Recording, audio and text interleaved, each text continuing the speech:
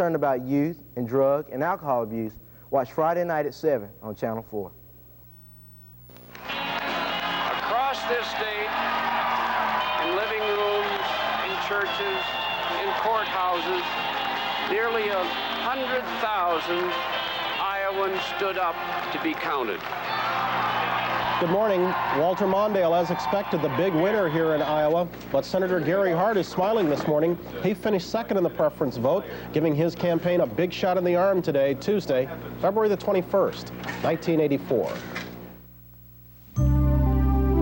From NBC News, this is Today with Bryant Gumbel and substituting for Jane Pauley, Connie Chung.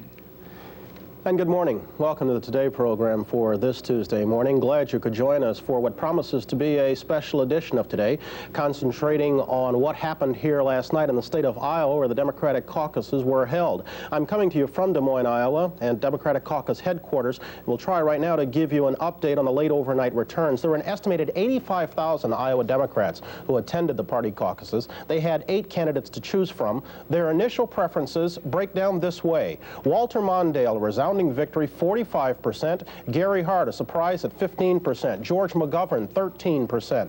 Alan Cranston, 9%. 7% of the Democrats who went into the caucuses came out uncommitted. John Glenn, a disappointing 5%. We'll be talking to him shortly. Ruben Askew and Jesse Jackson, 3% each. Ernest Hollings, no measurable percentage. Iowa sends 58 delegates to the Democratic National Convention. 50 of them are chosen out of the complicated caucus procedure that started last night. As of now, Walter Mondale appears to have won 48 of those delegates, and Gary Hart too. For the record, Iowa Republican caucuses were also held last night, but President Reagan is unopposed. The results, therefore, a foregone conclusion. Now, in this special edition of Today, we'll be talking with some of the winners and losers from last night. In addition to John Glenn, whom I mentioned, we'll also be speaking with Gary Hart, Jesse Jackson, and George McGovern. Much more ahead for a special edition of Today, but first a hello back to Connie Chung, Studio 3B in New York. Good morning, Connie. Good morning, Bryant. There is a lot more going on outside Iowa as well. This morning we're going to talk to Israel's ambassador to the U.S. about those reports of months of third-party contacts between Washington and the PLO. And we'll talk with Leonard Boudin, father of underground radical Kathy Boudin. And later on, actress Shirley MacLaine, part 2 of that interview, and also Rosalind Sumners, the U.S. silver medalist in the women's figure skating at the Winter Olympics in Sarajevo. Brian? All right, Connie, in addition to looking at what happened last night, we'll try to look ahead. We'll be joined by our political panel and also by media analyst Sidney Blumenthal. But first to New York and the news desk and John Palmer. Good morning, John. Brian, Connie, good morning. After sweeping the field in last night's Iowa caucuses, Walter Mondale called his win a great victory and said it's the beginning of the end of the Reagan administration. But the big surprise, of course, the showing of Senator John Glenn, who finished a poor 6th. The full story now from national political correspondent Don Oliver in Des Moines. Good morning, Don. Good morning, John. One must remember that the number of delegates selected in Iowa represents only 1.5% of the total number that will go to the Democratic Convention. With that in mind,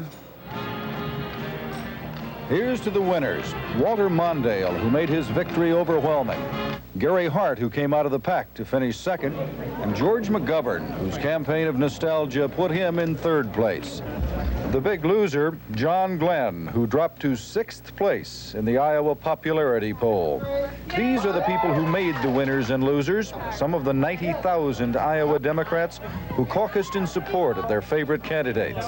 Come over to Cranston with us. Come over and I'll introduce you to the precinct captain, all right? There was trading among those who didn't have the required 15% of the caucus vote, but it didn't matter to Walter Fritz Mondale, who got about 45% of the first preference vote, and said he's going to be the nominee. Thank you, Iowa, for the mandate that you have given me. Gary Hart had only 1/3 as many votes as the leader, but in New Hampshire he said he feels he's now the alternative to Mondale. I have felt all along this would be a contest between Walter Mondale and myself. I think that belief has received some vindication in Iowa this evening. It was in Massachusetts John Glenn received the bad news, just 5% of the Iowa vote. 22 years ago today, I orbited the Earth and enjoyed a tremendous victory. 22 years later, they held the Iowa caucuses, and I guess we could say 1 out of 2 ain't bad. The award for the best loser, however, went to Ruben Askew. Well, I was reaching out to the forgotten majority tonight in Iowa, and I think a lot of them forgot to vote. Askew got 3% of the vote. The question now, with New Hampshire just a week away, can Glenn or Hart or anyone else close the Mondale gap? John? Don, some Democrats are still complaining this morning about President Reagan's hit-and-run campaign swing into Iowa Monday, claiming the president was trying to take the headlines away from the Democratic caucuses. More on the president's trip from White House correspondent Andrea Mitchell. Ronald Reagan's foray into Iowa wasn't for a cozy caucus. Whipped up by advancement, this crowd in Des Moines was part of what campaign aides called a media stunt to steal attention from the 8 Democrats, especially the one the president expects to face next fall, Walter Mondale. They've got so many candidates vying for votes in today's caucuses that there haven't been enough promises to go round. And when a heckler tried to interrupt, "Don't tell me one of the 8 is here." Republican polls show that support for the president is soft in Iowa, although not as soft as in a Des Moines Register poll. That poll showed the president's approval rating plunging to 14 points behind Mondale in a head-to-head race. After a nostalgic return to the radio station where he worked as a sportscaster in the 30s, the president said the bad polls didn't surprise him at all. No, I think it's what you would expect. If 8 guys have been running around this state for a year, kicking my brains out, I wouldn't expect the people to have a good opinion of me. The president's advisors say this trip was a special case to show off a little and try to upstage Walter Mondale on his own turf. Now they say the president can return to the comfort of the Rose Garden for the next few weeks. Andrea Mitchell, NBC News with the Reagan campaign in Des Moines. U.S. Marines began leaving their sandbag bunkers for ships offshore this morning. A Marine spokesman in Beirut said the first of the 1,300 combat troops lifted off in helicopters shortly after midnight. The spokesman said it will be a week before that evacuation operation is complete. The movement to ships offshore began yesterday with the transfer of non-combat troops and heavy equipment. The American pullout came as Israeli fighter bombers went into action over Lebanon again this morning, bombing and strafing Druze and Syrian positions in the mountains east of Beirut. On the political front, Lebanese, Syrian, and Saudi negotiators are still trying to hammer out a peace agreement for Lebanon. This morning, they're considering a 4-point peace plan, having failed to agree on an 8-point plan. And in other news, Devil's Bag, thought by many to be one of the greatest racehorses of all time, racked up yet another victory. Richard Valeriani reports now from Hialeah, Florida. It was the first time Devil's Bag was saddled for a race as a 3-year-old. Fans flocked to the paddock area to catch a glimpse of racing's newest glamour horse. He was so phenomenal last year, winning all 5 of his races in very fast times, that he was bought by a group of investors for eventual breeding for $36 million, by far the most ever paid for a 2-year-old horse. The running of the race can't be shown here because ABC Sports, which bought exclusive rights to the event, won't permit it. The race turned out to be little more than a paid workout as Devil's Bag romped home 7 lengths in front of a weak 3-horse field. But for the first time ever, he won by coming from off the pace instead of leading all the way, which is what his trainer wanted. Although he ran 7/8 of a mile in only 1 second less than the track record, trainers of other horses were not impressed, saying he was not as explosive as last year. But the Bags trainer, Woody Stevens, and jockey Eddie Maple were more than satisfied. But he was very good, I swear. He was, you know, just like we were talking. Yeah, he was fine. We let him run through the stretch. How good is he, Woody?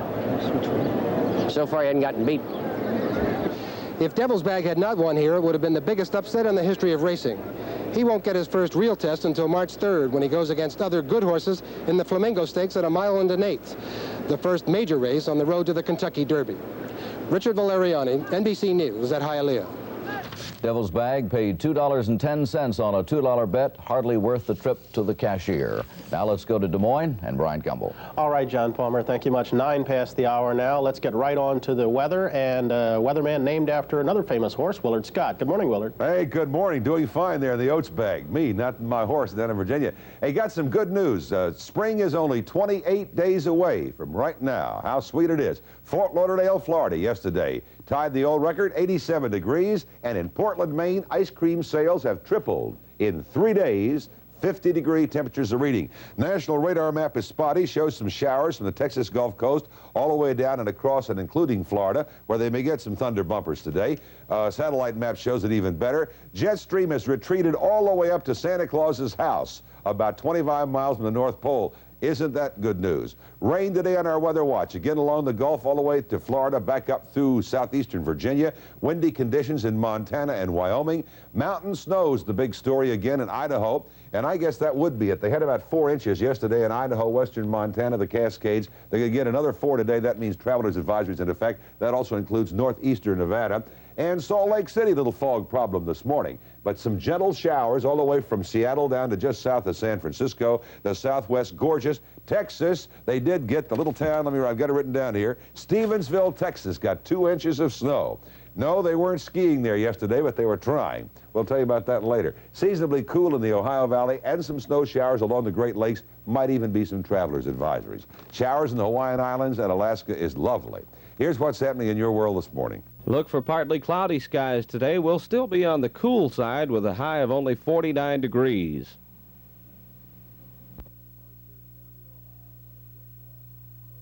Mercer County, Ohio, one of the great ones. Anna Bolenbacher's 105 years old today. We wish her a happy birthday. She kept her own garden until she was 100. 7:11 is the time, and now back to Des Moines. Here's Brian. All right, Willard, thank you very much. On Close Up this morning, we look to the winners and losers of last night's caucuses. By all accounts, one of those in the losing column, Senator John Glenn, is showing not good at all. He finished 6th in the preference balloting and got just 5% of that vote and no delegates. Senator Glenn's already at work preparing for next week's New Hampshire primary. He joins us now from Boston. Good morning, Senator. Good morning. How are you, Brian? I'm fine, thank you. How are you? What went wrong? Why did you fare so poorly? Well, I think, Iowa's mainly an organizational state, of course, and we got out-organized out there. Plus, it's one of the most liberal states in the nation, and I think it's notable that the liberals finished well up ahead of me. I never have considered myself a liberal. Plus, it's 1.5% of the vote, so there are 98.5% yet to go. In New Hampshire's the next round. It's a different state. It has a far larger participation of its population normally in these elections, and so we're on to New Hampshire. Senator, we understand your desire to put on a happy face and, of course, look to the future, but clearly, how keen's your disappointment this morning? Well, obviously, I'm disappointed. I had hoped to finish 2nd or possibly 3rd. We didn't. But, with the total number of votes in Iowa, the difference between where I finished and finished 2nd was just a few thousand votes. And so to think that it's such a devastation just isn't the case. Obviously, I'm not trying to be Pollyannish about it, but New Hampshire is a whole different operation. It's a different type state. It's a more conservative state. It's a primary state also, where people get out and they cast their secret ballot also. Senator, here it said that your campaign reached 25% of the potential voters. Did they reject you, or did your campaign here just miss the mark? Well, I think, in a caucus state like that, it's mainly an organizational effort where you get people out, they have to go, they stand there in a group, it's not a secret ballot, and that's the way the thing is operated. And obviously, we got out organized in Iowa, but as far as that being the devastation some people were making it out to be on late-night TV last night, I don't see it that way. New Hampshire's a whole different type operation. We're in better shape in New Hampshire. We're looking forward to being in New Hampshire all this week and expect to do well there. So you're saying the difference then was organization, not necessarily issues or personalities here? Oh, I think that's absolutely it. Iowa is an organizational state, and if there's anything about the type people there, Iowa is known as one of the most liberal states in the Union. New Hampshire is not. And so we're on to Iowa, on from Iowa to New Hampshire, and that to Super Tuesday beyond that, which is Florida, Alabama, Georgia, and Oklahoma. And we're still in there. Don't worry about that. I expect to be there in San Francisco in July. Senator, how's this effort here, the 5% showing, going to affect your fundraising possibilities? We know you were extended a new line of credit recently, yes. But is this not going to make it tougher to continue in the days ahead? It may. It means we'll just have to work harder at it. What strategies do you intend to use to close the gap? Well, just more work like we've been doing in New Hampshire. We've been in New Hampshire a lot. We've had a good reception there. Our polling, as a matter of fact, before this in New Hampshire had shown us closing on Mr. Mondale, showed us only 8 points apart. And I don't know what effect this may have on it now. I guess we'll find out when we're up there later today campaigning, but we're going to be hard at it. What's your opinion? How much will this affect on New Hampshire? I don't know. I wouldn't think it would have that much because the people of New Hampshire, people of Iowa are quite a different voting bloc. You're in a much more conservative state in New Hampshire, and people are very independently minded. I don't think this is going to affect them too much. And so we'd expect to still do well in New Hampshire in spite of what happened in Iowa. I'm not trying to put the absolute Pollyannish face on this. It was a disappointment to me. But, you know, it's 1.5% of the delegates, and it's New Hampshire's a different state, and on to tomorrow.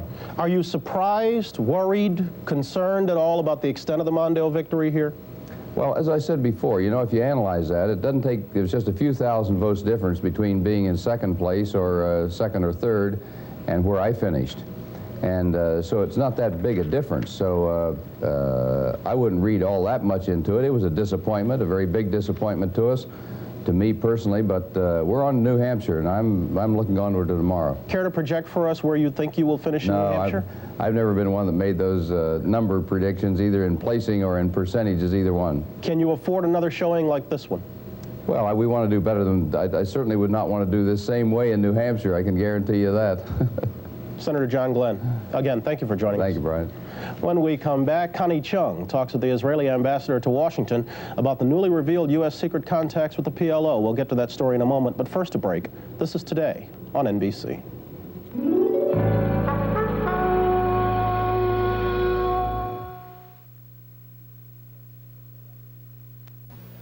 Here's Andrew Duggan with a rare opportunity for people aged 50 to 74. How many times have we all wished we could turn back the clock, get a second chance? Take buying life insurance, for example. Wouldn't it be nice to be 25 again and pay a fraction of the cost you and I do and be guaranteed term life insurance? The kind experts say is your best buy. Now, for just $5 a month, you can, because one life insurance company, National Home Life, doesn't believe you're 50 to 74 years old, but 50 to 74 years young. And for only $5 a month, you can be guaranteed acceptance in this brand new life insurance program. Guaranteed means without a physical examination, without answering difficult health questions. In a word, you cannot be turned down if you're 50 to 74 years young. And remember this, your $5 a month actually buys you more protection than any other type of life insurance, because this is term life insurance. Solid, no-frills coverage without the complicated investment features to increase the cost. This is money that will be paid directly to your family when they need it most. National Home Life would like to send you a free information package detailing their remarkable $5 a month term life insurance program. And I frankly urge you to take advantage of the opportunity, because it isn't often people our age get a second chance when it comes to buying life insurance, and rarely term insurance for only $5 a month. Now, here's the number to call. Call 1-800-445-4800 or write National Home Life, Department A, Valley Forge, PA, 19493.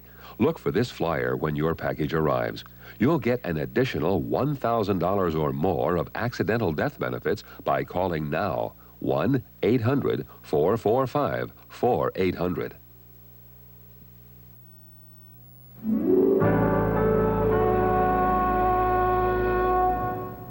As we've been reporting, the United States and the PLO engaged in a series of secret discussions over a period of months, informal meetings conducted through a third party. With us in our Washington studios now, Israeli Ambassador to the United States, Mayur Rosen. Thank you for joining us this morning. Mr. Ambassador, in the past, the United States has held indirect discussions with the PLO. Does that make it any more palatable now? As you know, there is an agreement that was signed between the United States and Israel in 1975. And according to this agreement, the United States was going to adhere to its policy of not recognizing or negotiating with the PLO so long as the PLO does not recognize resolutions 242 and 338 and does not recognize Israel's right to exist. So I was surprised to read the stories in the newspapers. I do hope that they do not reflect reality. Well, Mr. Ambassador, the May 17th agreement has been violated as well. What does this say for the credibility of U.S. agreements with the Israeli government? First of all, the May 17 agreement deals with a different situation. This was an agreement signed between Israel and Lebanon. It was ratified by the Lebanese parliament. The United States was extremely helpful in achieving this and reaching this agreement. Of course, there is a general problem of the need to ensure the implementation of all agreements that are being signed. Do you still trust the United States? We definitely trust the United States. The United States has played a major role in achieving the peace treaty between Israel and Egypt. The United States has played a major role in achieving the agreement, the May 17 agreement between Israel and Lebanon, and we hope that the Lebanese agreement will be implemented. If the United States were able to gain PLO recognition of Israel's right to exist, would you have found this effort worthwhile? It's not a question of finding efforts worthwhile. The PLO is a terrorist organization.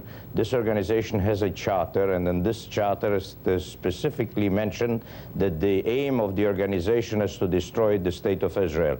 The PLO is responsible for the death of tens of thousands of people at the Olympic Games in Munich and schools in Israel, blowing up planes, organizing international terrorism with the help of Iran quite often, with the help of Syria. So Israel cannot accept the idea of sitting down with any terrorist organization in order to negotiate anything. Mr. Ambassador, Israeli troops have moved out of southern Lebanon just to 12 miles south of Beirut. Why? There was a redeployment of the Israeli forces, and we have informed our friends at the time. There was a delay twice. We delayed twice the Israeli redeployment, and we still do hope that finally the May 17 agreement will be implemented. Israel had absolutely no intention whatsoever to stay permanently in Lebanon, but we have to be there in order to ensure our security. Mr. Ambassador, very quickly, Syria is clearly in a better position now. Looking back, do you think that Israel regrets the invasion of Lebanon? First of all, it was not an invasion. Israel had to intervene in Lebanon in order to put an end to the terrorist activity of the PLO. And in this respect, I think that the Lebanese intervention was a success. You do not have anymore the 13,000 terrorists in Beirut organizing international terrorism everywhere. There was a chance now to see Lebanon regaining its independence. If this chance is not seized because of Saudi pressures, because of Syria's... Thank you, Mr. Ambassador. I must interrupt you. We'll be back in a moment, but first, this is Today.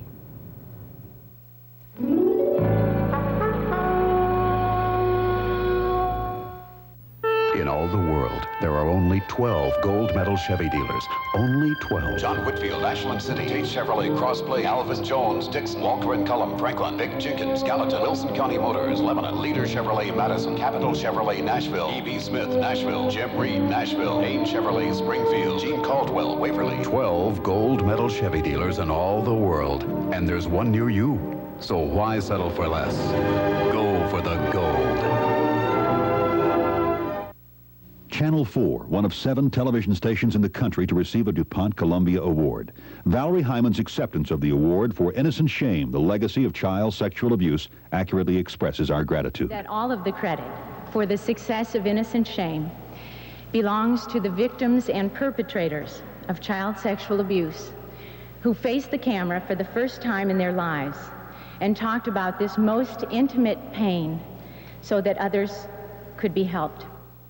This is Charlie Chase. On Tuesday's Channel 4 magazine, Steve Hall continues his series, Deliver Us from Evil. He takes a look at the messages our children receive from society and what they face in making decisions about alcohol and other drugs.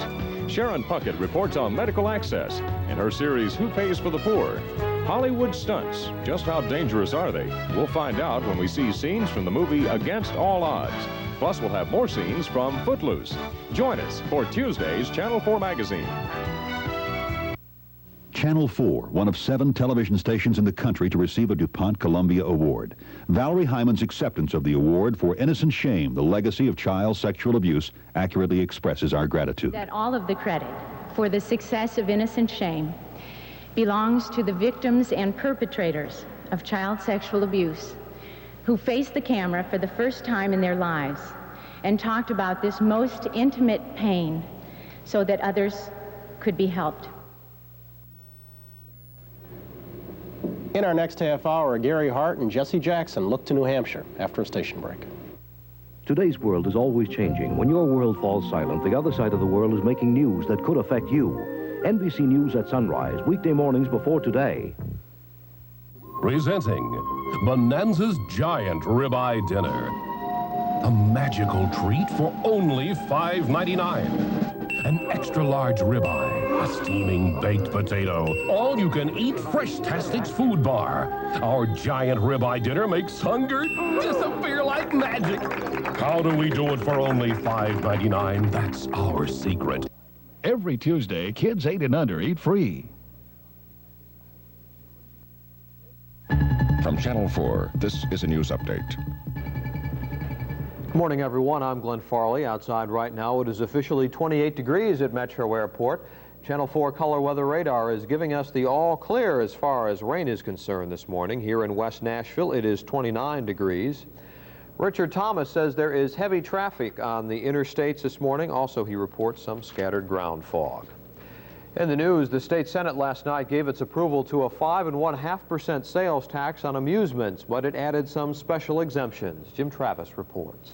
So what you're doing to the tourism industry in the state of Tennessee with this bill is saying, well, it's real nice that we've got this strong, viable industry that's so important to our economy, but we don't really support it because we're going to tax it to an extent, and we're going to show people in this country what we really think about tourism in the state of Tennessee. We're just going to tax ourselves right out of business right in Tennessee, just so a few people can say, well, you know, I voted to tax amusement too, you know, because they weren't clear enough in their thinking in voting for a sales tax increase.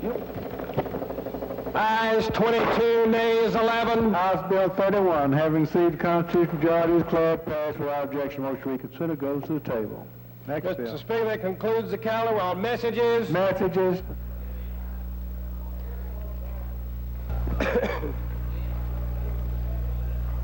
Take the roll, Ms. Clerk. Four inmates at the Fort Pillow Prison Work Farm remain at large this morning. The search area has widened out from Brownsville, Tennessee, and now includes Braden and Mason. Corrections Department spokesman Dick Baumbach says authorities are certain one of the inmates was spotted at Braden, about 25 miles south of Brownsville. The four inmates are considered to be extremely dangerous. A fifth inmate who escaped along with the others was captured on Sunday. The weather for Nashville and Middle Tennessee looks like this morning. Currently outside we have clear skies. The temperature is 28 degrees. Winds are calm. The barometer is rising at 30.05. Relative humidity stands at 85%. For today, we can expect partly cloudy skies, high of around 49 degrees. Winds will be out of the northwest at 5 to 10 miles per hour. For tonight, we can expect fair skies, low of around 30 degrees. Winds will be light and variable. And for tomorrow, it will be mostly sunny and warmer. We should get up toward the 60s again with a high of around 59 degrees. Winds will be out of the southwest at 5 to 10 miles per hour. And the extended forecast calls for partly cloudy skies on Thursday. Our high should be up near 58 degrees. Our low should be around 35. Friday, we can expect partly cloudy skies. The high should be at 60. We should have a low of 40 degrees. And Saturday, we should see a high of 62 and a low of 42. And that's a look at the news and weather. We'll have more for you in 1 hour.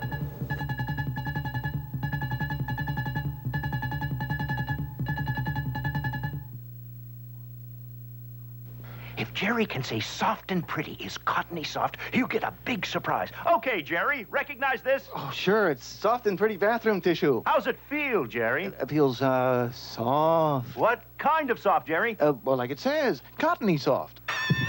Did you say soft and pretty's cottony soft? Yeah, cottony soft. It isn't really cotton, you know. But it feels cottony soft.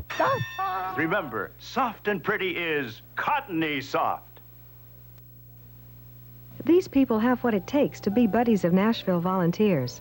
All it takes is time. You're not subtracting anything away from your own personal time. You're just adding another dimension to it. I am trying to decide where my time should be spent, not just from a professional standpoint, but in terms of my social and personal life. And I haven't found anything that potentially could do more good than Buddies of Nashville. I can't think of a better way to spend my time. If we can make a difference in just one person's life, just one, it'll make a difference in ours. Regardless of who you are, and what you do in life. If you really want to share yourself with someone, you unite with this program. You're making a difference. You can make a difference. Volunteer for Buddies of Nashville.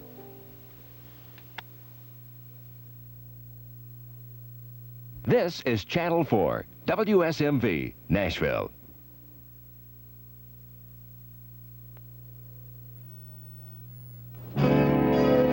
Welcome back. 7:30 now. I'm Bryant Gumbel coming to you from Des Moines, Iowa, site of Democratic Caucus headquarters, where last night Iowans went to the caucuses and voiced their preference for the Democratic presidential nomination. The big winner, Walter Mondale. The big surprise, the showing of Gary Hart. A second-place showing. The big loser, Senator John Glenn. We'll get a little bit more into that as this half hour proceeds, and we talk with Senator Gary Hart about his surprising finish, and also to the Reverend Jesse Jackson about what all that happened last night means to the New Hampshire primary. But first, back to New York, and once more, good morning to Connie Chung. Connie? Thank you, Brian. Many Olympic events are decided by hundredths of a second or tenths of a point, such as women's figure skating, in which world champion Rosalind Sumners came within a tenth of a point of a gold medal. We'll talk with her in this half hour about where that fraction was lost. And now let's go back to Brian. Brian? All right, Connie, and as we continue to try to decipher what happened here last night, we'll be joined in this half hour by our political panel, Ken Bodie, Jack German, David Broder. That's to come. First to the news desk, once more, back to New York, John Palmer. John? Thanks, Brian. Walter Mondale's win in Iowa last night was big, guaranteeing him 48 delegates at the Democratic National Convention. Mondale told his cheering supporters last night that his lopsided victory gave him a mandate to claim the Democratic nomination, saying it was the beginning of the end of the Reagan administration. But Mondale's 7 rivals said they will continue their fight for the nomination. Most of them now head for New Hampshire and the nation's first primary next Tuesday. Of the other candidates, Senator Gary Hart fared best, finishing second with 15% of the vote, as you saw. The surprise of the evening was the poor showing of Senator John Glenn. Glenn had been expected to finish second, but he finished 6th.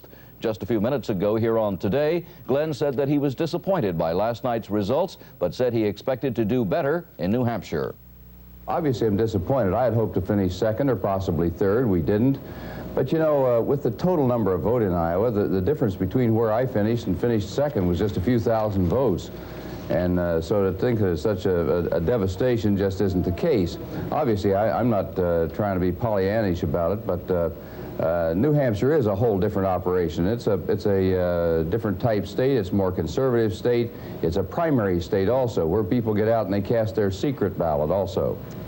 The first of 1,300 U.S. combat Marines began their withdrawal from Beirut this morning when Marine helicopters lifted them from Beirut airport to ships off the Lebanese coast. Italy has completed the withdrawal of its 1,100 troops, leaving such installations as the Sabra and Shatila refugee camps in the hands of the Shiite Muslims. The Italians were enormously popular among the Palestinian refugees, and the refugees gathered along the roads to see them off.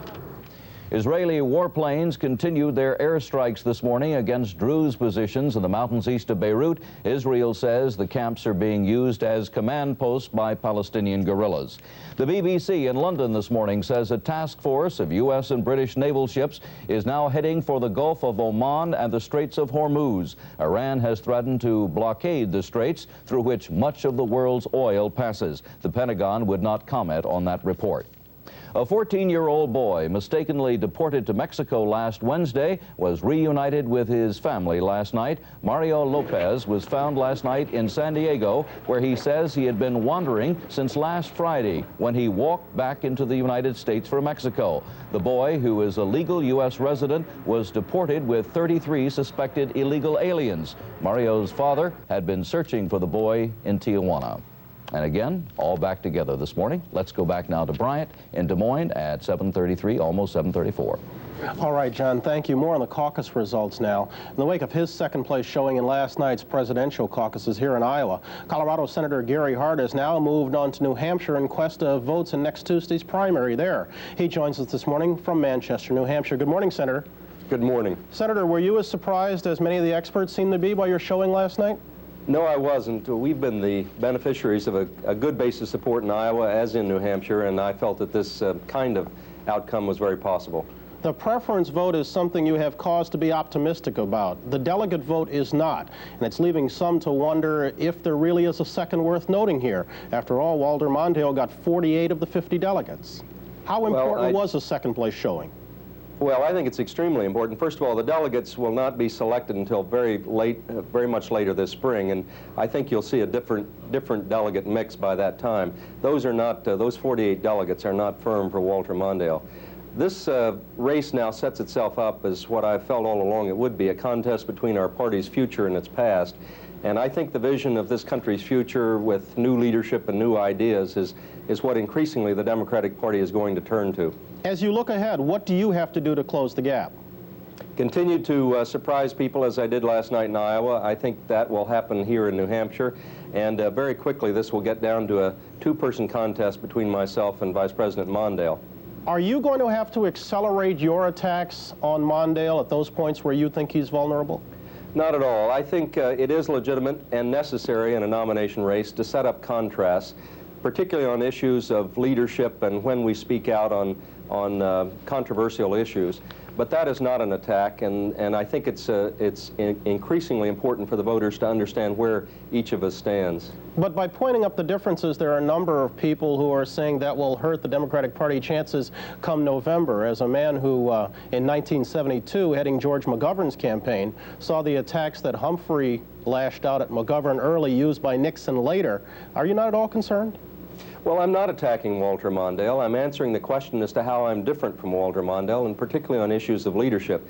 That, again, is what a contest is all about, and I think, frankly, it's healthy for the party to have real, viable, positive alternatives before it, and that's what I intend to continue to present. In light of your showing last night, would you project for us what kind of expectations you have for New Hampshire?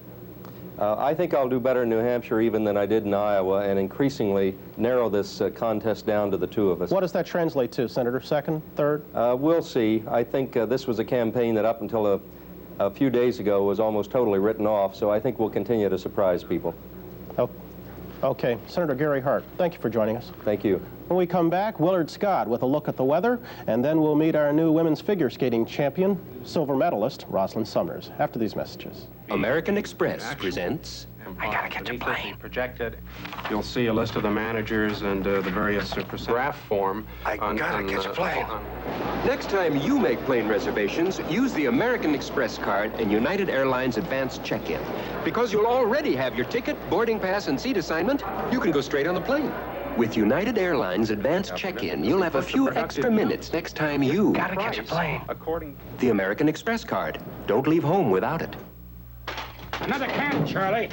That's a can? It's hefty steel sack, the bag that works like a can. It's plastic. It's made of a plastic formula called Linear D. Linear D. So strong and puncture resistant, steel sack can hold more than ordinary bags. Even impossible trash? Without split. Without splitting. That's some bag, Charlie. Strong. Like a can. Hefty steel sack trash and tall kitchen bags. The bag that works like a can. One of America's energy challenges is to burn coal cleanly so that many plants can switch from imported oil to American coal and protect the environment, too. At DuPont, we believe innovative technology can help solve America's energy problems. So Conoco, a DuPont company, has helped develop a technology that burns coal more efficiently here, so the air is cleaner here. DuPont, better things for better living. 38 minutes past the hour. Let's take a weather check on this Tuesday morning to the big guy in front of the map, Mr. Willard Scott. Hi, Willard. Hey, good morning, Brian. I hope you're happy out there in Iowa. It's one of my favorite spots, but I will be in Miami in about 3 hours from now. That's another one of my favorite spots. Fix the food. I'm all set for the stone crabs. Get Joe, if you're listening. Check it out. 87 degrees yesterday in Fort Lauderdale, 85 in Key West. It is summertime down in Florida. Little scattered thunder shower activity. Hey, this is the spot over here, the Sierra Blanca Mountains. And indeed, they got snow in West Texas yesterday. But my boys upstairs have been drinking the wrong stuff, apparently. They got some bad information. There is no ski resort in West Texas. I told you that yesterday. Nobody would believe me. It's in New Mexico. Sierra Blanca Ski Resort, a lovely spot. I'll be there in 2 weeks. But anyway, they did have snow in West Texas, up to 6 inches. Big weather story today is back up here in the northern Rockies. They had 4 inches of snow yesterday. They're expecting more in Idaho, the Cascades, western Montana, northeastern Nevada. Travelers advisories in effect. Morning showers all the way down through the coast from San Francisco to Seattle. Beautiful in the desert southwest. Warming up in Texas, 61 in Dallas. They had snow about 40 to 50 miles west of Fort Worth yesterday, believe it or not.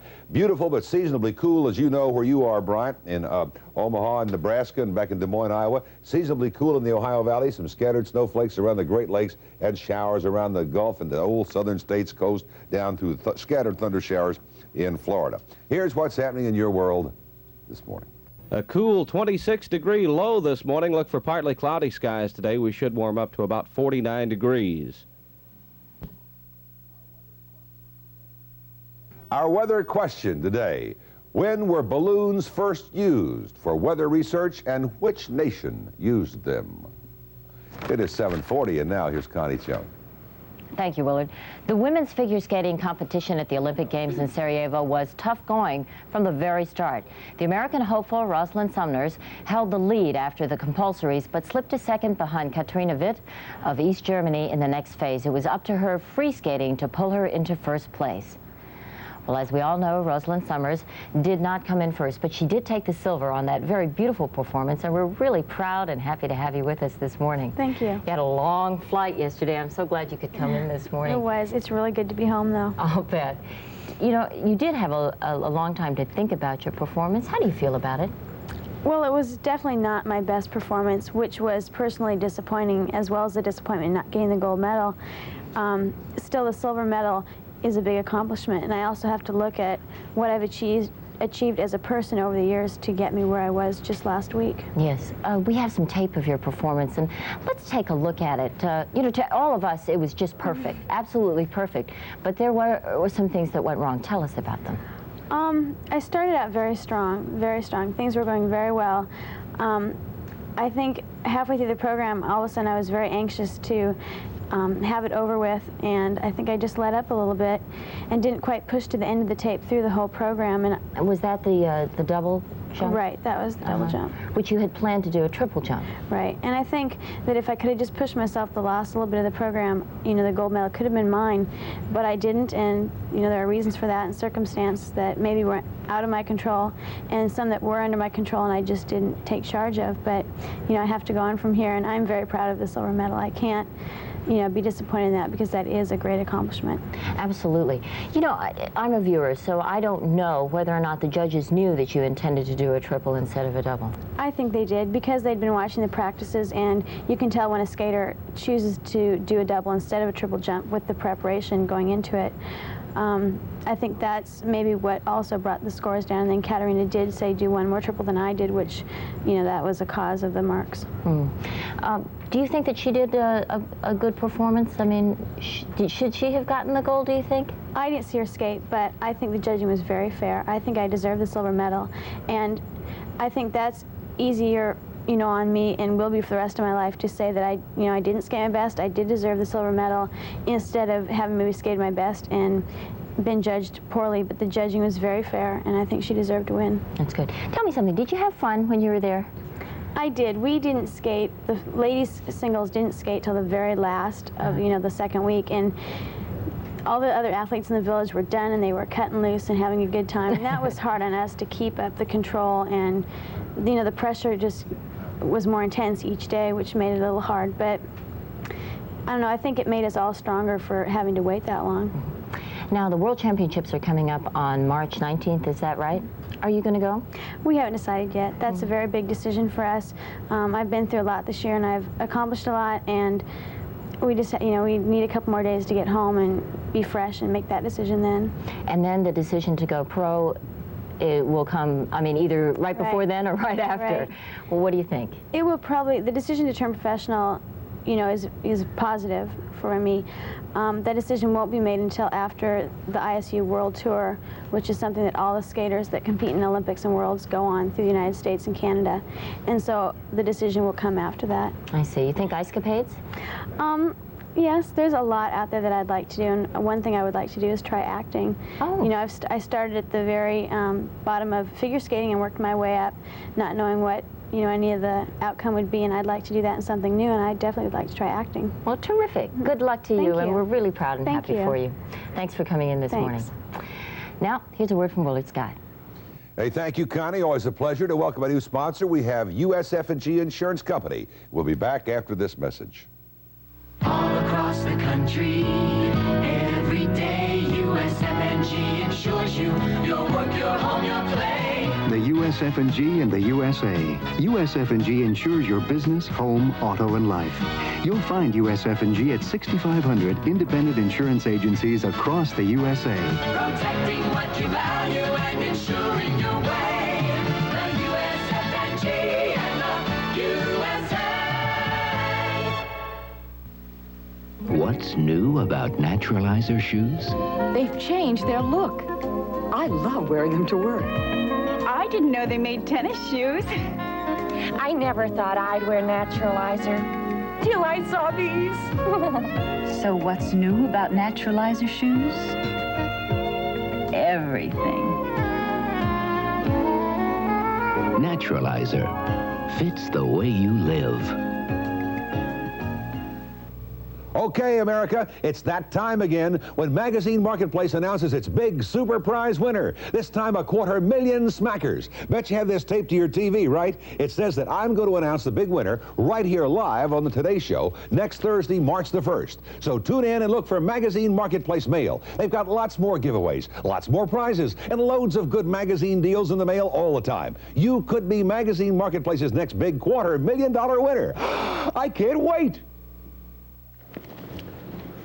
We're back now, 46 past the hour, coming to you from Des Moines, Iowa, where last night Democrats went to the caucuses to voice their preference for a Democratic presidential candidate. One of those men who made neither much of an effort nor much of a showing here in Iowa is the Reverend Jesse Jackson.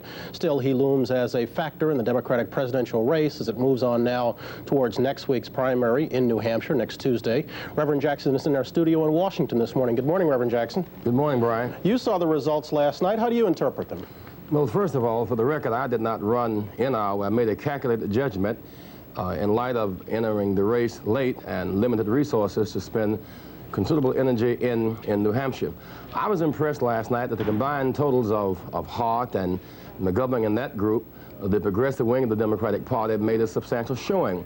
The issues of social justice and peace are becoming very dominant. It means that the peace policy of the Democratic Party is going to be in great contrast to the war policies of Ronald Reagan. It also means that a front-runner like Mondale cannot be so tentative on whether or not the troops should come out of Lebanon or not. He must make up his mind on the invasion of Grenada. It's going to force the party to come to grips with the new voters that are coming onto the rolls and the revived voters, and that, to me, represents good news for the poor. But weren't you terribly impressed by the extent of his victory here last night? Well, what one saw was the monopoly of labor from the top down, not so much the motivation of Mondale from the bottom up. We have no real way of knowing just how the workers would have responded if all 8 candidates had had the option to be on the stage and come before the workers. Some of these debates that are being sponsored by the League of Women Voters should have been sponsored by labor. And if they had been, you'd have had much more talk about how to stop plants from closing on workers without notice. There'd been much more talk about how to put America back to work, how to end this process where these corporations get our tax dollars and yet take our jobs to cheap labor markets abroad. I think labor, by monopolizing this process, and by locking other candidates off of the stages, locking them off of the stages across the country, has really done a disservice to the American worker. If Mondale had not had all this free transportation and money and telephones, one would have a more realistic view of his actual power. Still, organization counts in the game. The poor showing here last night was Senator John Glenn. Were you surprised? Well, I really was surprised. I mean, he really had to, his plane crashed, he had to get out and land by parachute. And that's not really good. His campaign at this point is really staggering. I hope that he makes some kind of recovery, because I think the more of us that remain involved, the more we're going to invigorate the process and get people involved. In 1960, Kennedy won by 112,000 votes. He won by the margin of hope. And in 1968, Humphrey lost to Nixon by 550,000. he lost by the margin of despair. And so when it's all said and done, a delegate strategy can get you into the convention, but you still require massive support on a one-person, one-vote system to win the big ball game in November. Reverend Jackson, quickly, we've asked the question this morning of Senator Glenn and Senator Hart, so we ask it of you. Project for me where you're going to finish in New Hampshire. What do you need? Well, I'm not a poll watcher, poll analyst. I'm just a hard worker. To get recognized at all in Iowa where we put in less than $5,000 and no work time, to me represents a victory. And of course, to begin to play significantly as we are in New Hampshire, operating in double digits, that represents real growth for the Rainbow Coalition. Okay. And I think that momentum will carry us into the South in Super Tuesday and Super Saturday with meaningful momentum. Then we'll leave it there and talk to you next week. Reverend Very Jackson, well. Thanks for joining us. Thank you. Up next, Bodie, Broder, and Germán take a look at this morning after in Iowa, but first a station break.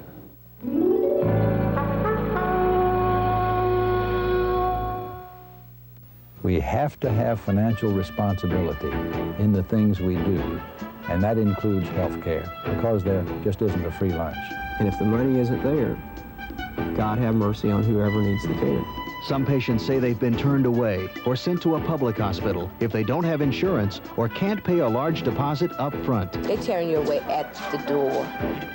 Watch Healthcare, Who Pays for the Poor, this week on Channel 4 Magazine and the Scene at 10. A powerful look at drug and alcohol abuse among the young, this week on Channel 4 News.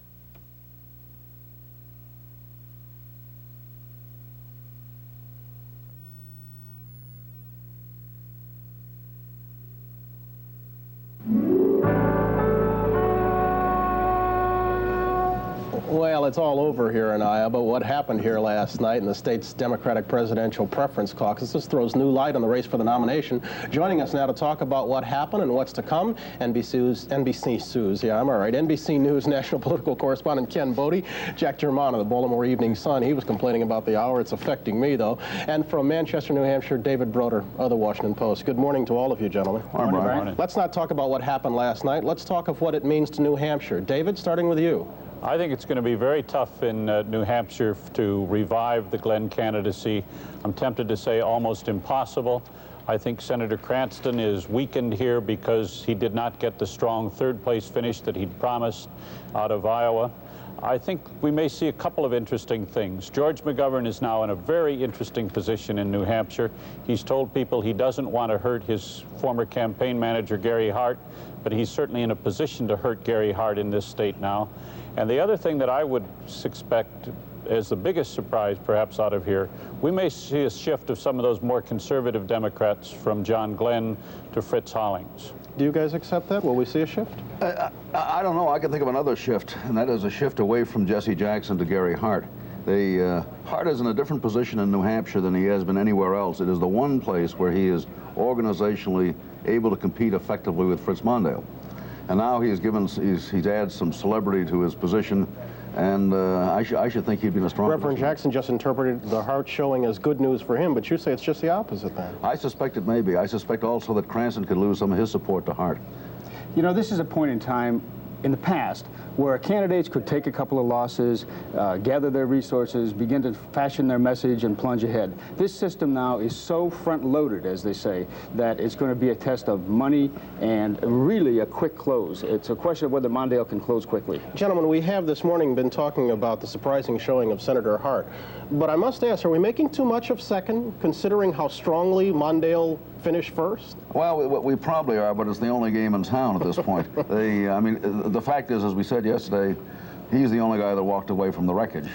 And that being the case, it now becomes a two-man race as it was before, but we have one different player, Hart rather than Glenn. And I think Glenn is very unlikely to recover from this. Do you agree with David and Jack that Glenn's done? Well, you know, Glenn does have some money. He has a $2.5 million loan from 4 Ohio banks. It's a question of how many more Ohio banks will take letters of comfort for John Glenn, and I doubt there's very much comfort in those fellows who are holding those letters right now. It's a tough time. David? The intriguing question, I think, now about New Hampshire is we know that there are a lot of moderate and conservative Democrats in this state who have not signed up with Walter Mondale despite all of the campaign time and all of the organization effort that he's put in here. Those folks probably were going to go to John Glenn, but I think they've got to be having second thoughts about Glenn this morning.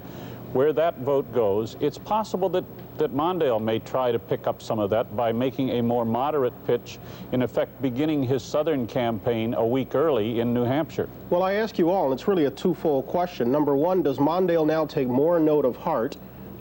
And what does Hart have to do to close the gap on Mondale? Well, Mondale doesn't have to take note of anybody. I mean, after all, he did win big, and he beat his closest competition better than 2-1. Mondale needs to keep the same kind of a posture he's had, where he is above the fray a little bit. I don't know what Hart does except continue to articulate the message that's got him this far, which has been pretty effective. Kenny? It's curious. John Glenn is saying in New Hampshire it's going to be a secret ballot. In Iowa it's an open caucus, a secret ballot. Is he intimating that some voters were intimidated here? Well, that's very interesting. Iowa is not a state noted for its labor goon tactics, that's for sure. And so I think it's going to make no difference whatsoever that it's a secret ballot in New Hampshire, that I'm afraid Senator Glenn is achieving total meltdown. The problem on Senator Glenn Bryant, all along there has been this question about whether he could convert his celebrity as an authentic national hero into political terms and to be seen as a politician. We all thought he was going to, we all said here yesterday we thought he'd finish second. Turns out that's dead wrong, he can't. And that's going to be true, I think, in New Hampshire as well as here. We've got 8 candidates now. Project for me, if you will, how many we'll have come next Wednesday. I think you'll have 4 at the most, Bryant, and it's conceivable that there would only be 2 after next Tuesday night. Jack, Kenny? Yeah. I think that's right. It's just a question of how long some of them decide they want. Well, you're always going to have, I think you're going to have 3 for quite a while, certainly, because I don't think Jesse Jackson has to have the conventional resources to keep going. And the 4th at this point being McGovern. Probably. McGovern doesn't really require much to travel around and carry this message that he's got. Certainly that's true, and he'll be talking to us in our next hour. David Broder, Jack Germain, Ken Bodie. Gentlemen, all thank you. Thank you. We'll come back in a moment. Some final notes for first hour right after this message.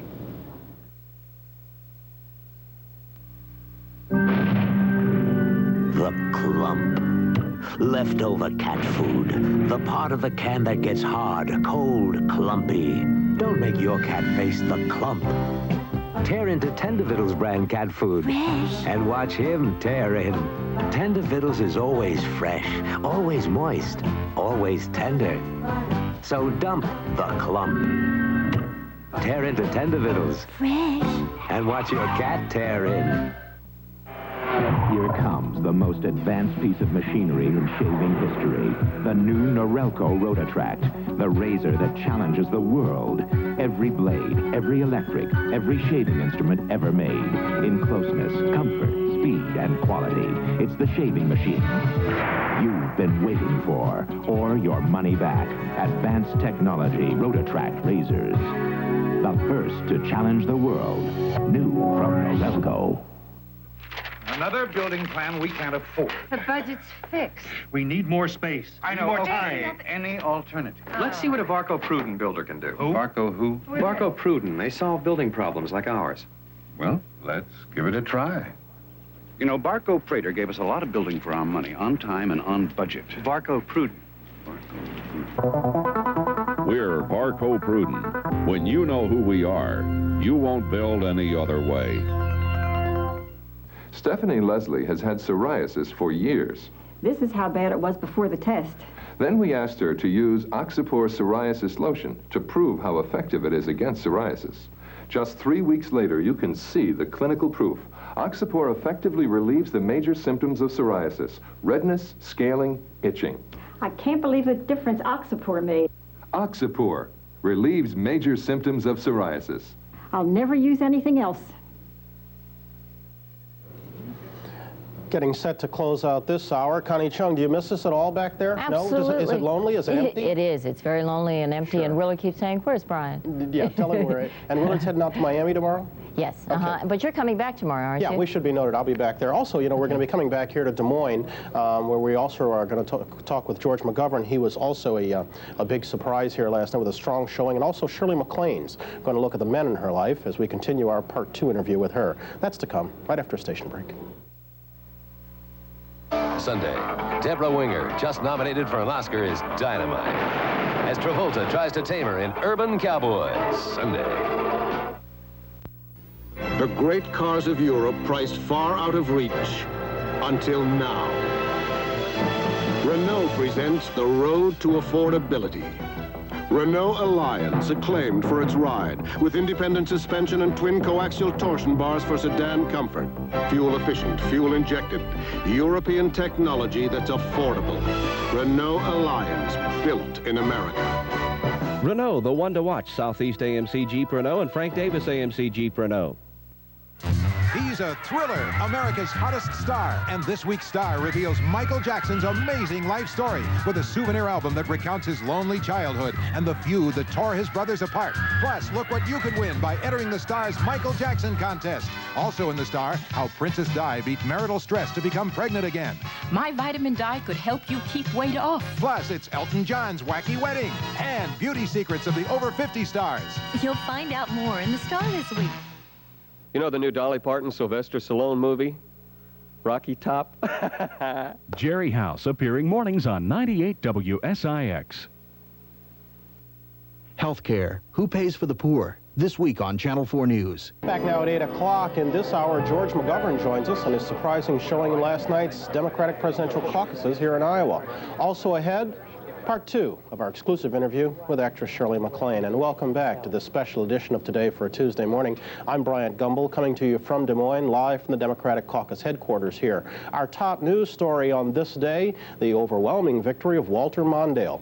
We'll get more from the news desk in just a moment, but first back to Studio 3B one more time, Connie Chung. Connie? Good morning, Brian. Civil liberties lawyer Leonard Boudin has long defended the rights of political activists who get into trouble with the law. He is especially interested in a trial currently underway in Nyack, New York, with good reason. It is the trial of his daughter, longtime radical and Weather Underground fugitive Kathy Boudin. We'll talk with him in this half hour. Brian? All right, Connie, and in addition to speaking with George McGovern, we'll also take a look with two political insiders at what happened last night. Maybe they can clue us in on who's doing what right and who what wrong. First to the news desk, here's John Palmer. John? Brian, Connie, good morning again. Yes, as we've been reporting, Walter Mondale, the big winner in Iowa this morning. Mondale got about 45% of the votes, and the projection is that he'll get 48 of Iowa's delegates to the Democratic National Convention, with 2 going to Senator Gary Hart, who finished second. The big loser in Iowa, John Glenn. More from Mary Nissenson with the Glenn campaign, now in Boston. No one had more to lose than John Glenn did in the Iowa caucuses, and he lost by far more than he expected, coming in 6th instead of 2nd. But he took that loss in good spirits. So I would like to offer my congratulations this evening to Mr. Mondale and to Mr. Hart and to Mr. Cranston and to Mr. McGovern and to Uncommitted. And I think Askew and Hollings will probably join me in those congratulations.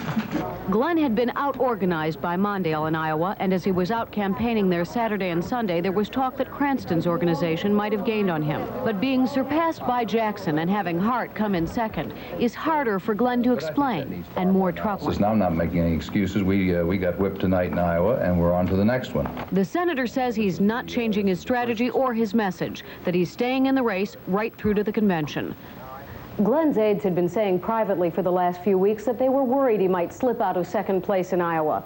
But the caucus results surpassed their worst nightmares, and that makes it much more important and perhaps much more difficult for Glenn to make a strong showing on the 28th in New Hampshire.